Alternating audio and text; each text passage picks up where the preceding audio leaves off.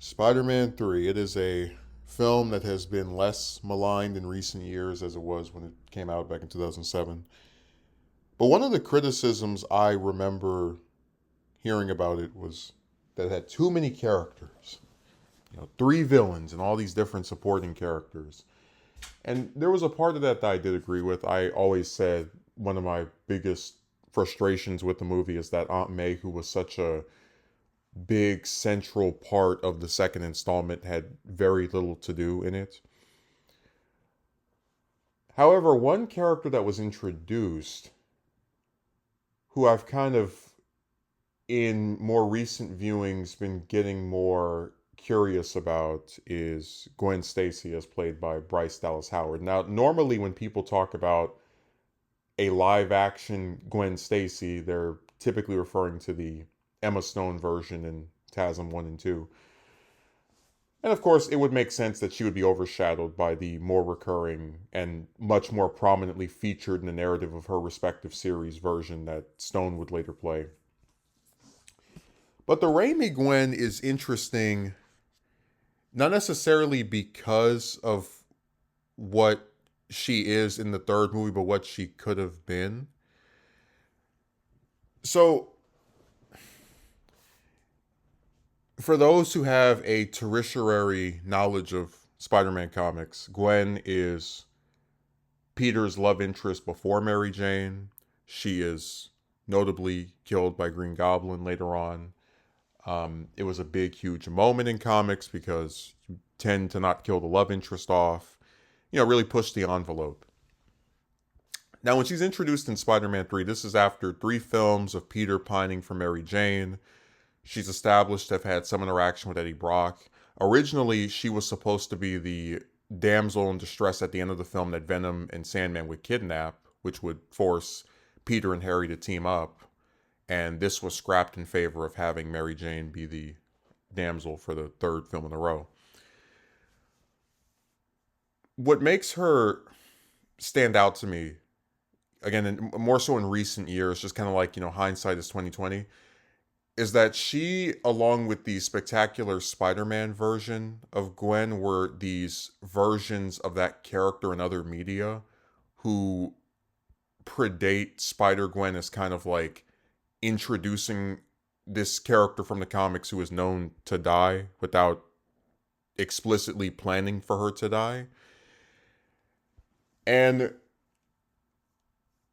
when I think about Spider-Man 4, she's one of the biggest question marks relating to that movie. So James Cromwell, the actor who played Captain Stacy, said that he felt it would only be natural for both his character and Gwen to die early in Spider-Man 4.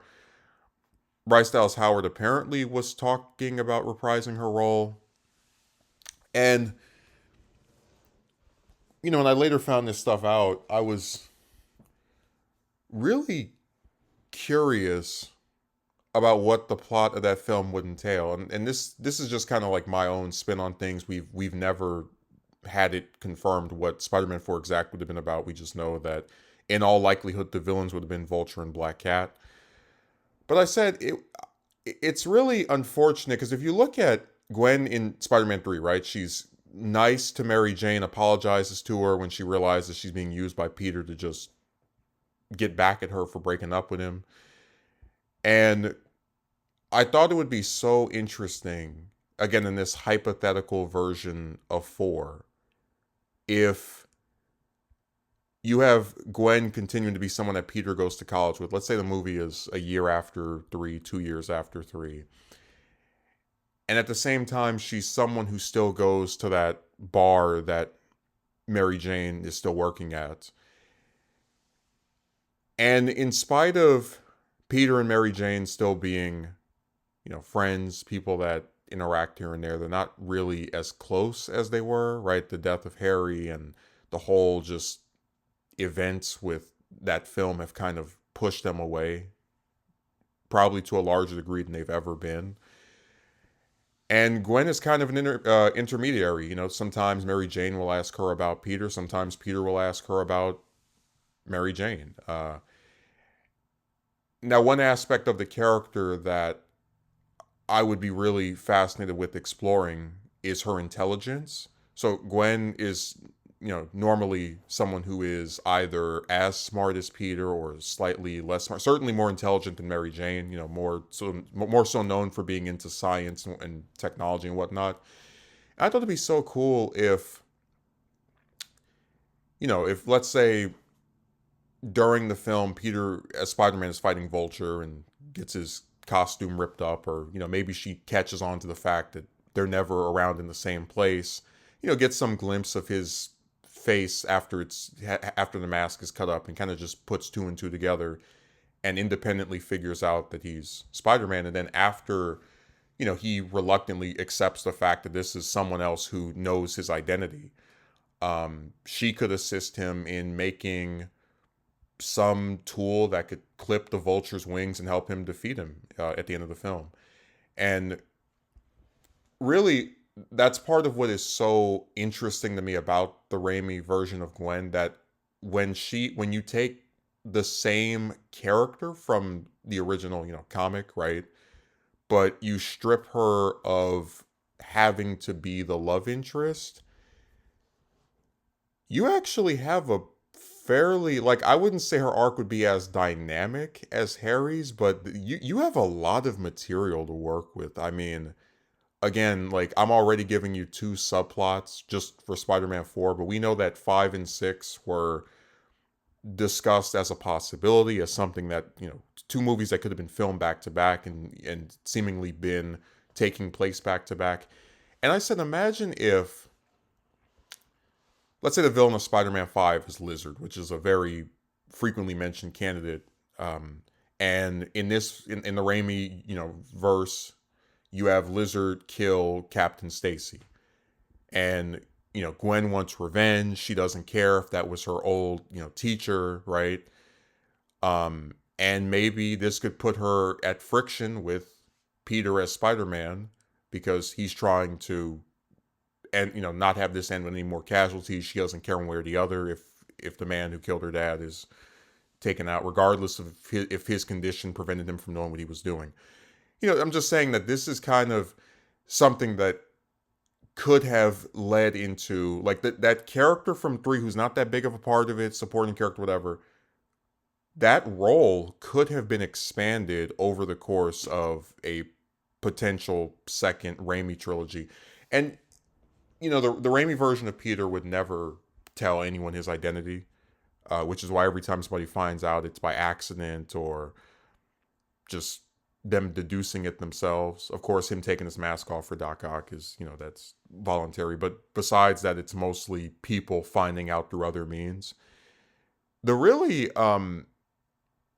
interesting angle I'd like to play into is the idea of the Raimi Peter having a friend, like a similarly aged friend that is, knows his secret but is also like an asset. Because you look at his arc over the trilogy, this no one can know, and that's why, like, he turns down Mary Jane in the first movie. That's why he tries to turn her down again in the second one.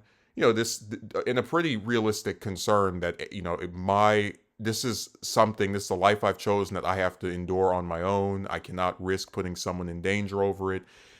And if he's helped theoretically by a person who he's not in a relationship with, who, he might have some tertiary association with, they're both attending the same college for a few years, but besides that, there's not really like a thing that links them together. They don't live in the same place. They're not just known to be heavily associated with each other. I think that could really develop Peter's character more, where, he can finally accept the fact, and this is, again, something that was started by 3 with him teaming up with Harry and admitting he couldn't beat Sam and Venom on his own, that he needs help sometimes to do the things that he's trying to do to stop all these different threats. And that, again, plays into what my frustration is, which is that the TASM version of Gwen is really an amalgamation of both Gwen in name and then Mary Jane in terms of, like, function, right? Knowing Peter's identity, accepting him for both personas. So when the version of Gwen from TASM 2, right, gets killed in that movie so they can make way for Mary Jane. It just it like having her know Peter's identity, right, as the love interest and whatnot, and then kill her off for someone else just kind of makes it all feel redundant. Like you've basically turned Gwen into Mary Jane, so what's even the point of Mary Jane? But in this scenario, Mary Jane would still function as the love interest, and Gwen would just be a very useful ally. She would kind of be a less hands-on, a less physical version of what Harry was in the third movie for at the end, right? Where again, that's like the idea of getting help from someone else, even if they can't necessarily, fight villains, they still are an asset to you. They still can come back and assist you. So that's really what I just think is tragic about the Raimi version of Gwen, that there are seeds in that third movie of a character who, if the series went on for one more movie, three more movies, I think could have really been a game changer in terms of adding to the story and the various plot lines that were going. So just more wasted potential.